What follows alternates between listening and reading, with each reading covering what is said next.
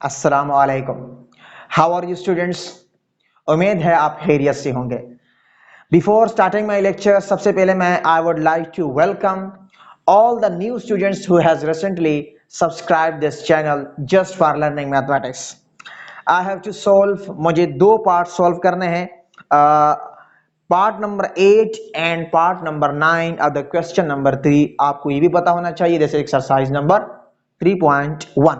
तो आइए इसको सॉल्व करते हैं। First of all I would like to write, ये है हमारे पास 4x स्क्वायर, क्या है 4x square plus 24x plus 36, ठीक है, डिवाइडेड बाय, इसको थोड़ा सा देखें, देन डिनोमिनेटर में लिखा हुआ है 3x स्क्वायर माइनस 27।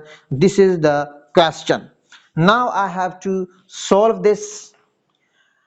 स्टूडेंट्स, अगर क्वेश्चन का नेचर देखा जाए तो यहां से हम ले सकते हैं कॉमन 4 कॉमन लेंगे तो क्या बचेगा, 4 कॉमन लिया, अंदर बचा x स्क्वायर प्लस यहां पे आपके पास 6x बचेगा और प्लस 9 डिवाइडेड बाय, इससे क्या कॉमन ले सकते हैं, यहां पे हम 3 कॉमन ले सकते हैं तो अंदर x स्क्वायर माइनस 9, ठीक है।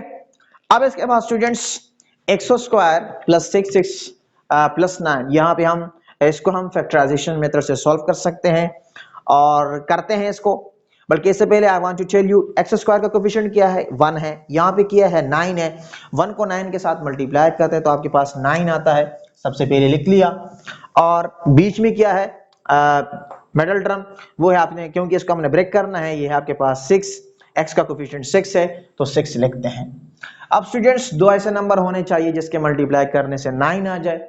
आप सोचे, वो है 3 3 9 और प्लस माइनस करने से 6 आता है, तो 3 मल्टीप्लाई बाय 3 9 आया और 3 प्लस 3 हमारे पास 6 आता है। तो we can solve this. 4 as it is आएगा स्टूडेंट्स। यहां पे आपके पास देखें x स्क्वायर आपके पास प्लस, अब 6x की जगह 3x plus 3x, 3x plus 3x and आपके पास प्लस 9, क्या आएगा स्टूडेंट्स 9।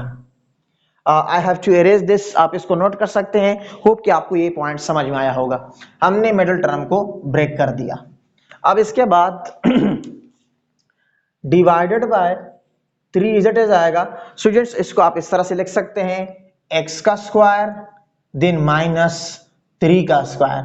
ऐसे क्यों लिखा, क्योंकि यहां पे हम एक फार्मूला यूज कर सकते हैं, वो है हमारे पास a square minus B square is equal to a minus B and to a plus B. अब सबसे पहले इसको लिखते हैं, ठीक है, यहाँ पे आपके पास दो पेयर बन गए तो 4 एज इट इज आया। यहां से हम क्या कॉमन ले सकते हैं, x कॉमन ले सकते हैं, अंदर क्या बचेगा x प्लस 3, x प्लस 3 लेगा। यहां से क्या कॉमन ले सकते हैं, 3 कॉमन ले सकते हैं, प्लस 3 कॉमन लिया, अंदर बचा x प्लस 3, ठीक है। और डिवाइड में यहाँ पे 3 इज इट इज आएगा, ये आपके पास a square minus B square, it means that a की जगह x है और b की जगह 9 है, तो आपके पास x minus 3 and x plus 3।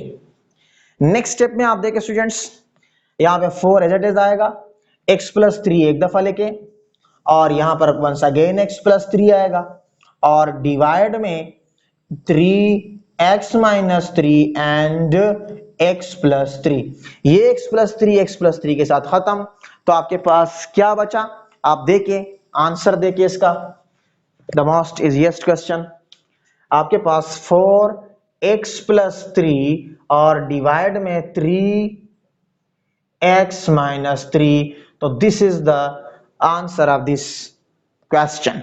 Now dear students, try to understand the last part of the question number 3, वो है हमारे पास x plus z, then लिखा y square minus 2yz plus z square divided by y square plus yz। अगर students question का nature देखा जाए तो very easiest question. सबसे पहले स्टूडेंट्स x plus z आप as it is लेके, दिन यहाँ पे y square minus 2yz plus Z square divided by, इससे हम क्या कॉमन ले सकते हैं, अगर देखा जाए यहां से हम y को कॉमन ले सकते हैं तो आपके पास बचेगा y प्लस जेड। ये y प्लस जेड के साथ खत्म हो जाएगा। आपके पास क्या बचेगा यहाँ पे y square minus 2yz plus Z square divided by y. This is the answer of this part of the question number 3.